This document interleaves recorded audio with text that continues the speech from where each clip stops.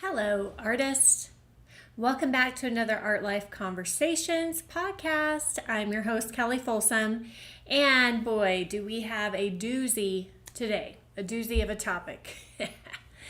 And the title of today's podcast is Whatever You Fear, You Will Attract. Yes, whatever we fear, we will inevitably attract. So, and I'm sure just hearing that is like, no, I'm afraid. And that is not my intention today. Intention is definitely not to fill us with more fear, obviously, but my intention is to really shed a light on this phenomenon that occurs in life. And that is whatever we are most afraid of, we tend to attract actually making that happen. Okay. So I'm going to be using some examples today. And so how do we actually take that fear and then turn it into attracting that fear actually happening? How does that work? And the primary way is like whenever you're really afraid of something, basically you end up doing things that end up attracting that thing happening anyway, right? So let's say, for example, you are afraid of sending out your emails to your email list, right? To the people who have signed up on your email list.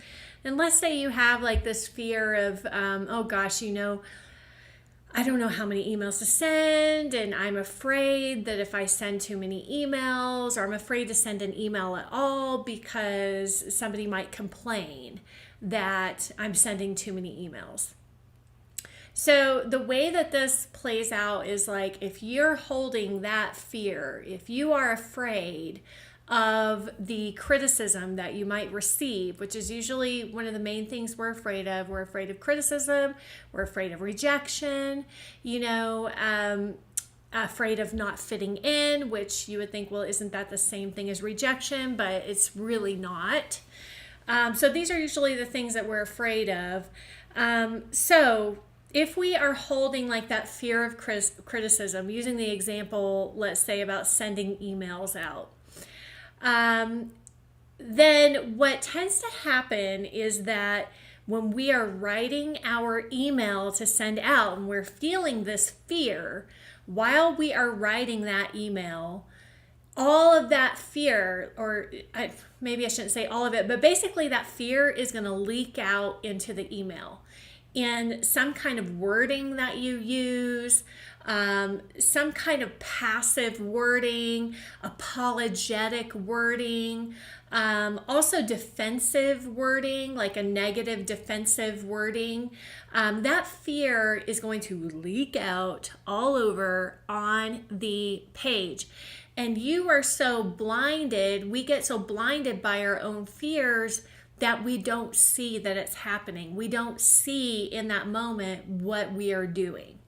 Okay, but what ends up happening is you actually invite the thing that you are afraid of happening to happen because you're unaware that using the example of sending an email, you're unaware that your fear of criticism is leaking out, and you think you're just like saying nice things and trying to be polite or trying to promise people, something. You think you're just being nice, but it's really just a cover up for your fear. And so the first thing that's going to happen is somebody is going to email you and tell you, oh, you're sending out too many emails and I'm really bothered by that and I'm really offended by that, So your worst fear is going to come true. Okay, so how do we deal with this? I think number one, just being aware of what it is that we are afraid of. What is the worst case scenario? What is it that we are really fearing here? So just using that same example about sending emails out to our email list, right? What would be the worst case scenario if you're afraid that people are going to criticize you? So the worst case scenario might be a couple of things. There might be you get those notices that people have unsubscribed. Oh my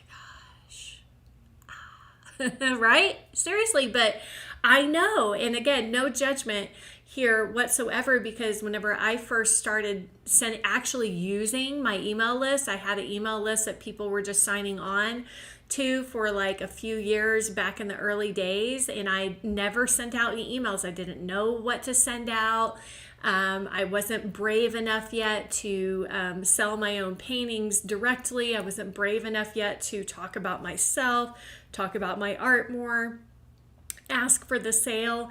And so when I first started sending out emails, I started getting a lot of this criticism back. And it was because that there was language leaking out into the email. And let me tell you what, people pick up on that weakness so freaking fast. They pick up on the fact that you are apologizing, that you are passive, that you are scared, that you are actually open to criticism because you are not standing in your power. You have just given them all the power. You have said that the person who is opening your email, their opinion is more important to you than you making a living for yourself as an artist. So when we are in fear, we are giving our power away to something else. And in this particular example of, let's say, sending emails, is giving the power away to somebody else's opinion of you, right? Who most of the time they don't even know you, these people who are on your email list, right? So, but that's what happened, is like we're afraid of it, but then we go, yeah, but I know I need to send emails, and that's what Kelly said to do, or that's what this art business coach over here said to do. But you haven't dealt with that underlying fear, the worst case scenario that you're afraid of. You haven't really fully gone there and really looked into it and really analyzed it and dealt with it and got over it. And so what ends up happening is that you just make it come true. You basically are like making it come true. And then it happens, right? Like the worst case scenario happens. You get that rejection notice, or you get that criticism or that negative comment, right?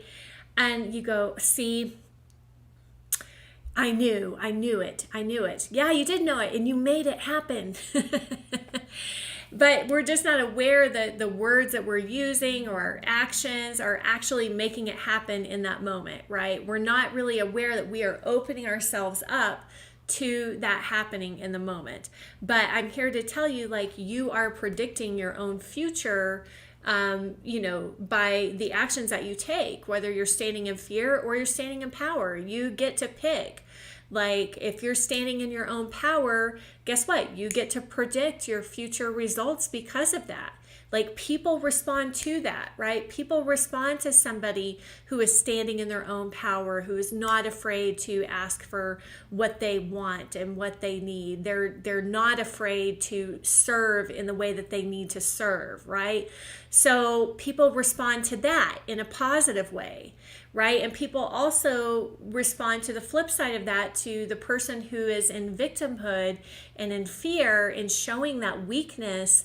People will respond a certain way. Some people, I'll say, will respond a certain way to that weakness as well.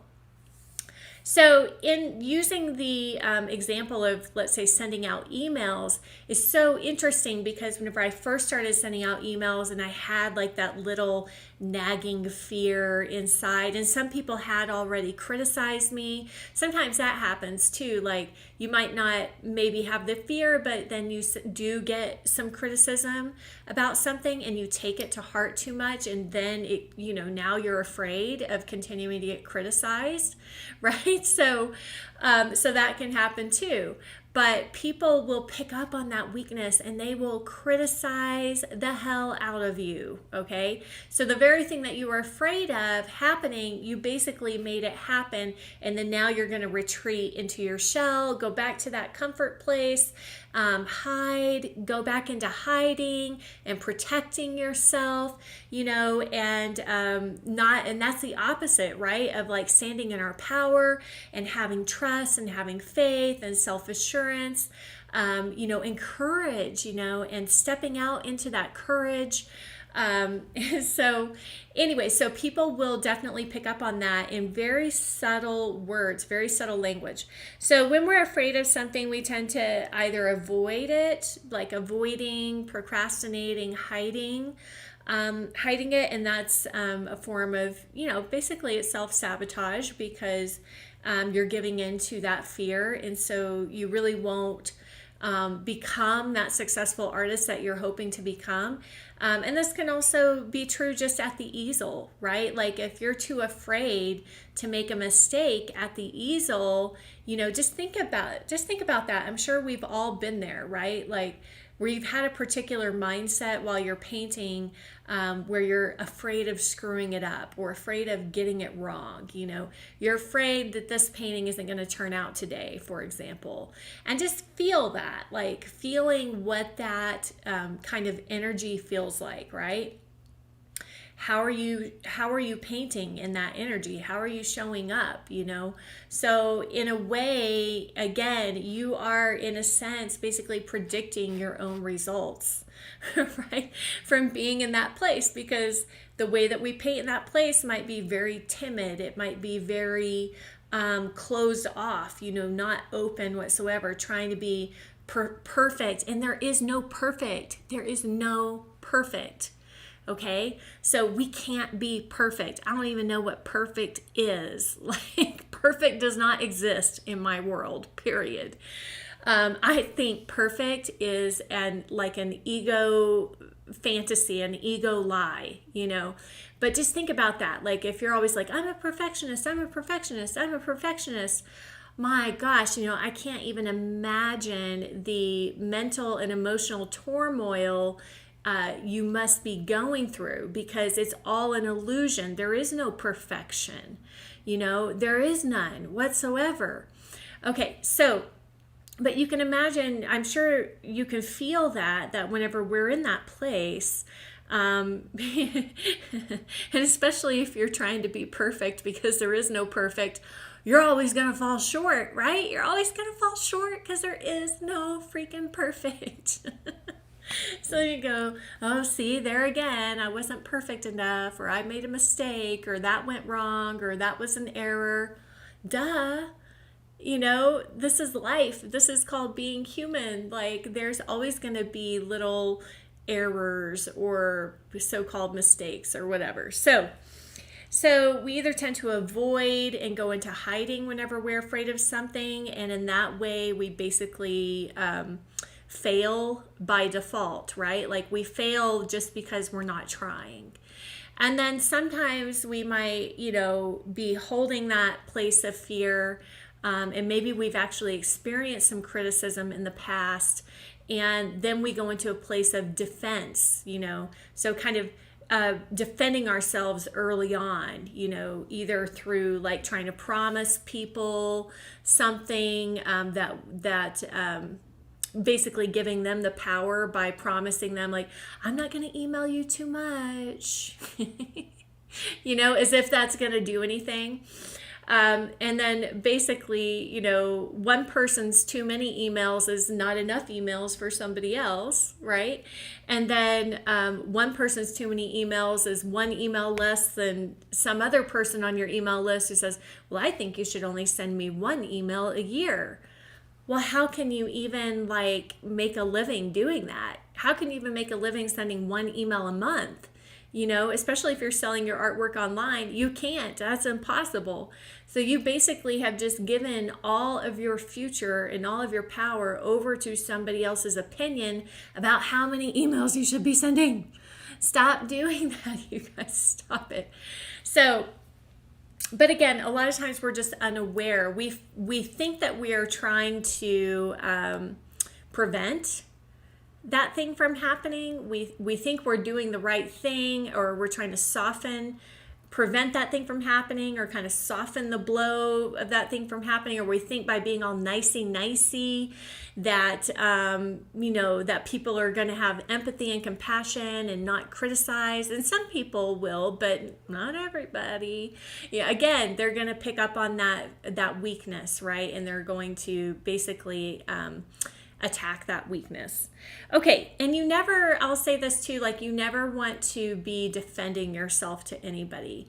You never want to defend, who you are, what you paint, how you talk, for example. You just never want to be in defense. And so defending ourselves, looks like a negative, sounds like a negative wording, like I'm not just a painter of pretty pictures, that's a negative, and it's a form of defense, and it's really just acknowledging somebody's criticism, and basically what you're doing in that case, because you're acknowledging that criticism and judgment, you are then opening it up for others to come in and go, yeah, you are just a painter of pretty pictures, or I don't like paintings of pretty pictures, or, oh, you're just a woman flower painter, So whenever you acknowledge those criticisms that you don't want to receive, you're actually inviting them to come in. The opposite of what you think you're trying to prevent happening, the opposite is what you're actually making happen. And you're the one doing it. You are the one doing it. You're doing it to yourself, okay? Because you haven't dealt with your fear.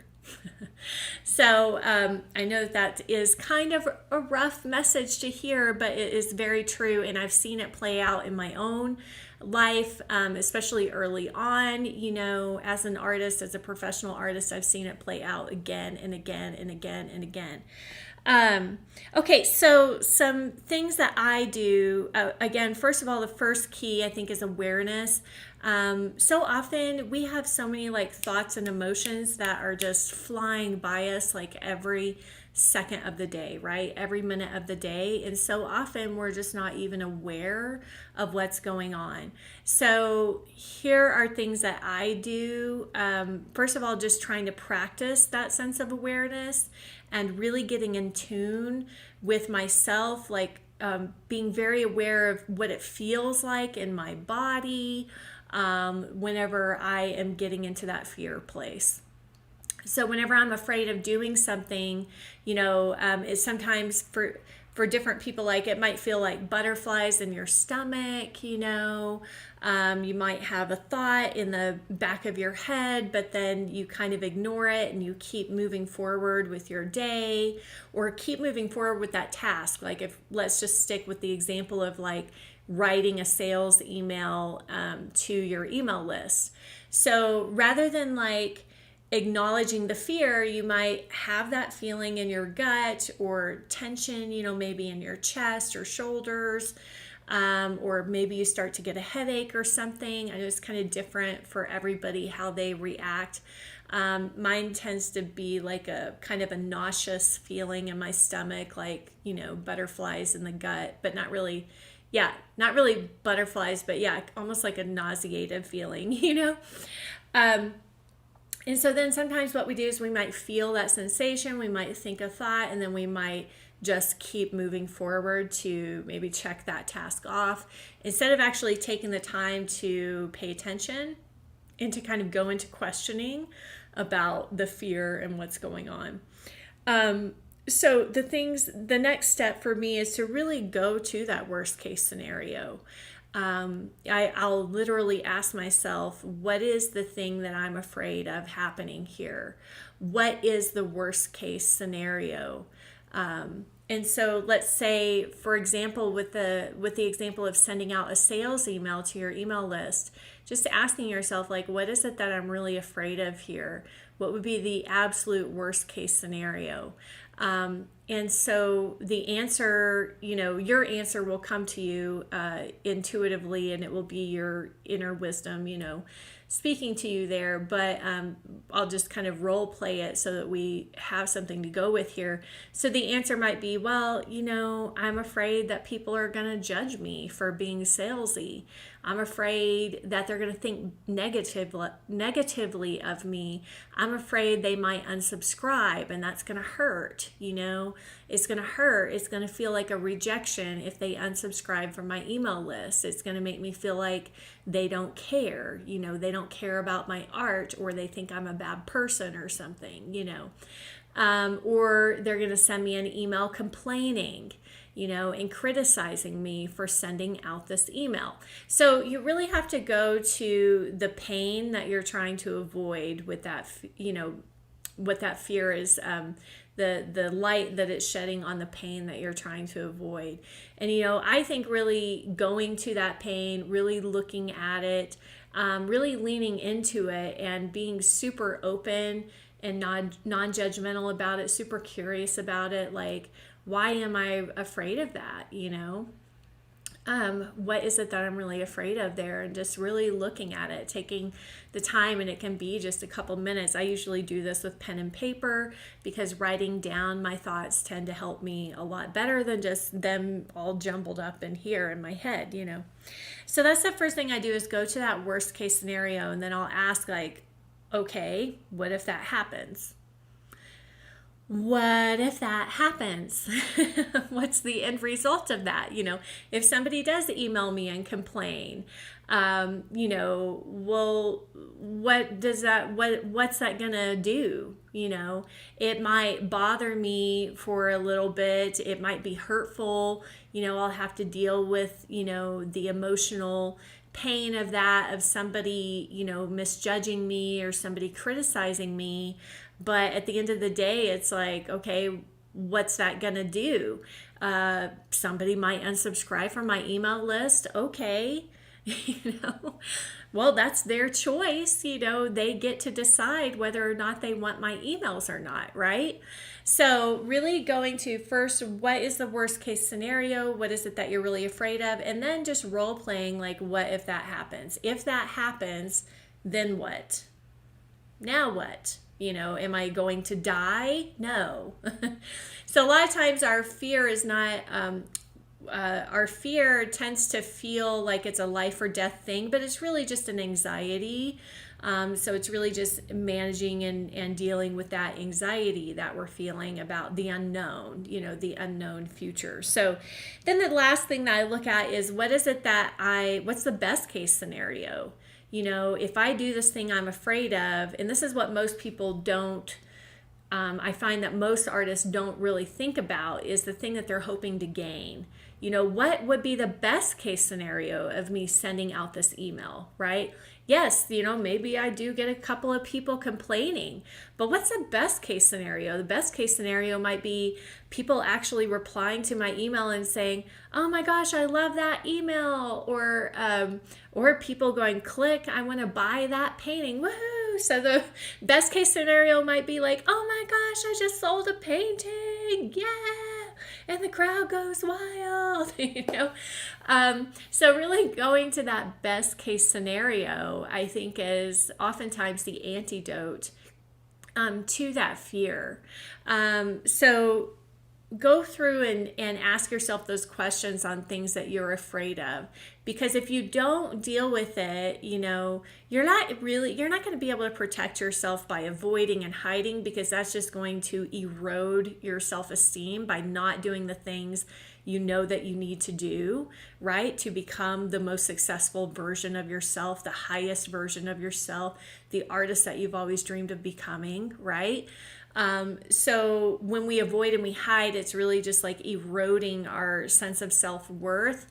And it's incredibly demoralizing. So, and then the defending or protecting, using language to try to kind of prevent, defend, or protect ourselves because of that fear, is only going to invite the thing that you're afraid of, right? So whenever we use those tactics, we're really only to, basically to protect our precious, fragile little egos. When we use those tactics of defense, protecting, and preventing, and really all it is just a protection strategy. Really all you're doing is inviting the thing you're trying to protect yourself against to come in. So the opposite of that is not being afraid of that thing, or dealing with the thing that you are afraid of, the underlying cause of why you're afraid of that thing, like really getting to the meat and potatoes of it, and handling handling it within yourself before you put yourself out there. But, this is life, and we all are grappling with these issues. And so sometimes you are going to invite that criticism upon yourself, and that's okay. Like, that is just life, right? And it's a really wonderful and excellent learning experience. I've done that millions of times, or that maybe not millions, but probably hundreds or thousands of times over the last 14 years of being an artist. So it's all just a learning experience. But once you really start to see that pattern showing up in your life, then you'll really be able to be free of it. So my intention here today is to be able to shed light on that pattern for you, because sometimes we're stuck in a pattern, in a cycle, and we really are unable to see it. We're unable to see that we are in that loop or in that pattern. And so sometimes just somebody kind of saying, hey, this is what's happening, at least I know in my life, has been incredibly helpful, just to gain that wisdom from others who have learned those lessons and learned how to deal with them, and learn how to move forward. So that being said, everybody, I hope that you will do the thing that you are afraid of doing, but from a place of power, and really dealing with that fear first, because it will ensure that your results are so much more amazing and so much more positive and more of what you want them to be. Okay, so I will talk to you at the next Art Life Conversations podcast. Go ahead and shoot me an email at info@artlifewithkelly, KELLI.com. You can leave a comment if you're on Instagram or Facebook. And of course, if you're not following me on those platforms, give me a follow so that you can see the podcast immediately and be a part of the conversation. So send me an email or leave a comment to become a part of these conversations. And I'd love to hear what you are struggling with the most in your art life right now, so that I understand better how to serve you and how to help you if I can. All right, I'll see you next week. Happy painting, happy creating, everybody. Bye.